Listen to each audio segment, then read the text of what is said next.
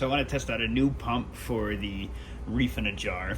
If you can't see, since the last video, I did throw in some more corals and I completely rescaped it. I took a bunch of dry rock and I epoxied it together outside, took the old rock out, put that in, and then I put some of the old rocks in to keep the cycle nice and strong. But got a ton of different corals, some zoas in the back. Some are doing kind of happy, some aren't. Again, the problem with the Reef in a jar is I don't get the best viewing because of the glass quality, but the water is clear. The dragonette is fat and doing well, still eating frozen food. For the pump that I'm running right now is just this straight USB consistent pump. It just shoots a straight jet against the wall, and it does add a decent bit of flow, but I wanted some control. I'm hoping, I don't remember, but I think this one allows me to control it and like add more aggressive and then turn off, and more aggressive pump and then turn off, which is cool. But I purchased this on Amazon. I don't know how it's gonna fit, if it's too big, if it's too small. I can always return it, obviously. Or if it's gonna be too powerful, or if I can get the power down. This is the sine wave pump. This is the SLW3 by Jerboa. So it's got an external drive controller. There's no electronics inside of the pump, which is cool. 3D big rotation angle, super quiet motor, mini size, strong power. Hopefully not too strong. As you can see, you can totally adjust it, which is cool. Again, I purchased this with my own money. Let's get it open. First thing, it pushes 3,000 liters per hour, but it says it's suited for nanos. This is much smaller than a nano. This is Pico. It's like 2 gallons. Had to grab a scissor. Let's pop this guy open. Really hope it's not just going to blow the sand all over the place, but I know a lot of corals like an inconsistent flow, kind of like the ocean, you know. Sometimes it gets a little bit stronger, a little bit weaker. I don't know if we're going to need this, but we might. Reviews on this were okay. Don't know what's in this package. I think this was like 60 bucks. Alright, so here's your power cord. The only thing is that guy is a USB pump, so I'm going to have to plug this into an outlet, which is no problem. We have our pump, which is honestly kind of similar in size to the other pump. That's not bad. Look how tiny that is. Really cool. And what's the deal with the magnets here? That's really weird. Are these just stuck together? Why is that? Okay. I guess that's the inside magnet. Very confused. And then this is the outside magnet. Okay. Alright, yeah, that's the outside magnet. The other thing with the magnets, this thing in the back, that little pump, is a suction cup. So I'm interested to see how the magnets hold up on like that bow like design of the glass. It does come with this little rubber cover, so that's nice. Should help protect the glass.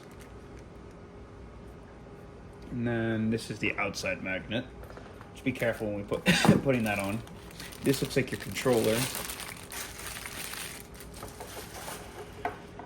So it looks like we can do slow pump, fast pump, speed feed, Wiley lock. I don't know. Looks like they have like the up and down wave motion.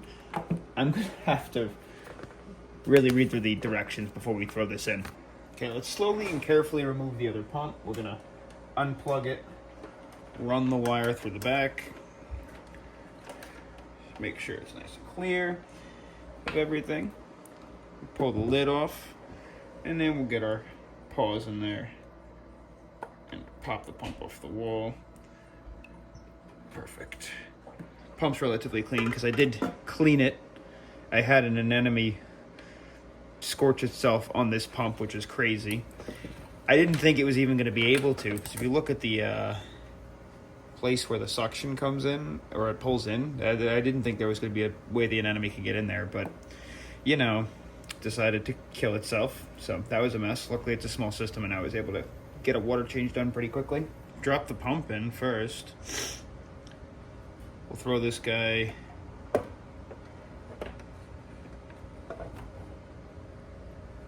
just right off in the back. I think you can angle this guy too. Like you can set it up on like a slight angle, which is cool. And we'll get the other magnet. Should take from this side. So I can get a little more, more direction control here. This is gonna be a little aggressive facing the rock, so hopefully that rock can help reduce the amount of flow just by a little bit. And that's the direction we want it to sit. Like I said, this may not work at all. This may be way, way, way too powerful. And if it is, we'll just go ahead and pop that off. But I was really hoping to get that like wave function. That's mainly what I was hoping for. Inconsistent flow is good for the fish health. It keeps them swimming differently. It's great for the corals, of course. Suction on the outside of the tank. Now we're just gonna plug these two pieces together, plug up our pump as well. Should just go right there.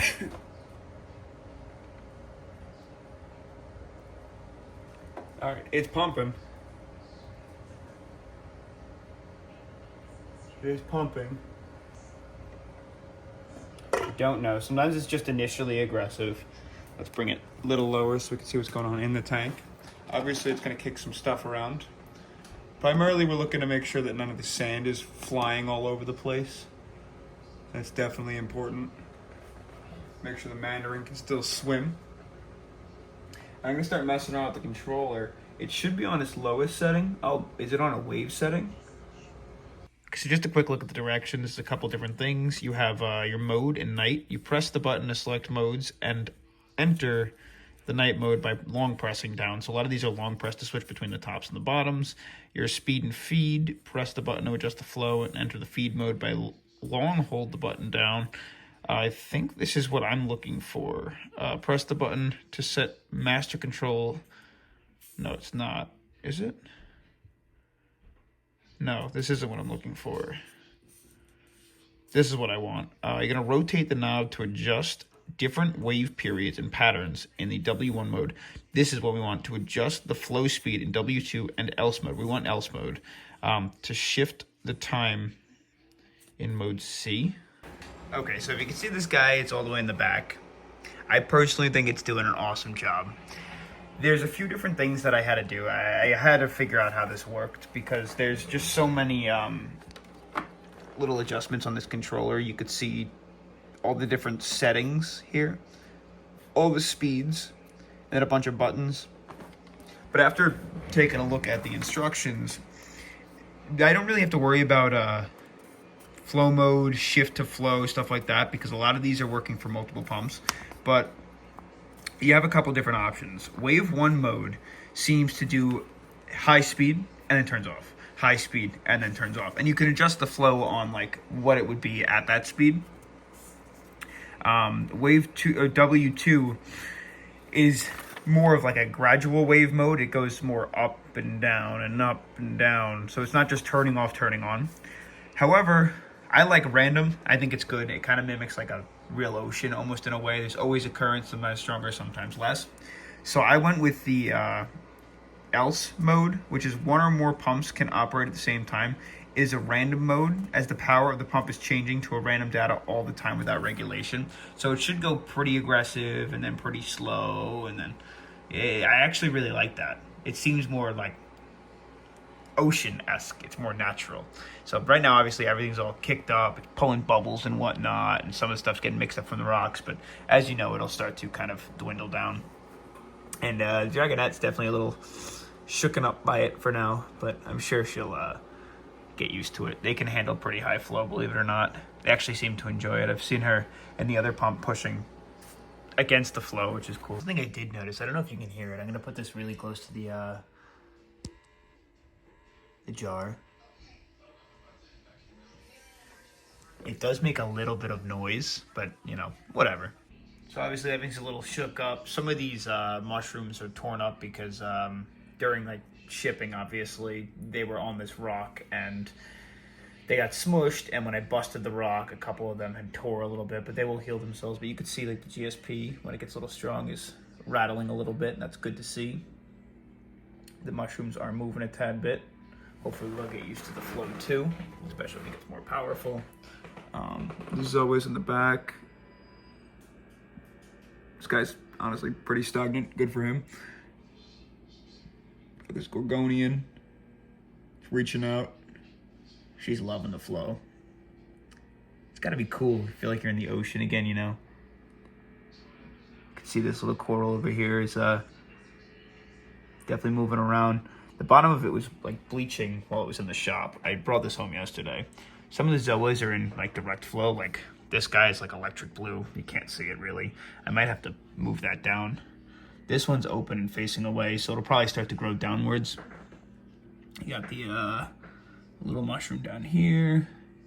There's another mushroom up there.